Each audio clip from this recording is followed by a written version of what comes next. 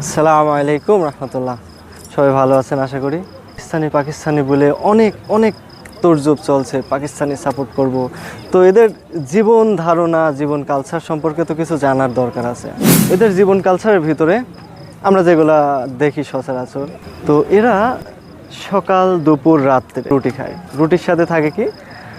রুটির সাথে থাকে সাধারণত ছোলার ডাল, ঠিক আছে, সবজি ভাজি, গোশ, এইগুলা ওরা খায় মোটামুটি। খাওয়ার একই সাথে আমরা মাঝে সাঝে খাই। আমাকে এরা এইভাবে এরকম বলে, আরে ইয়ার তুম লোগ कैसे चावल खाते हो, सुबह दिन रात में कैसे चावल खा सकते इतना। তখন আমরা আমি যেটা বলি যে আমাদের চাউলে আদত, ঠিক আছে, চাউল আমরা খাই এরকম। তো এই গেল তাদের খাওয়ার ধরন। আর তাদের ভিতরে আছে পাঞ্জাব, লাহোর, করাচি, ঠিক আছে। আমার এক কলিগ আছে করাচি আর পাঞ্জাবে থাকে। তো যাই হোক, তাদের সাথে বেশ ভালো আন্ডারস্ট্যান্ডিং।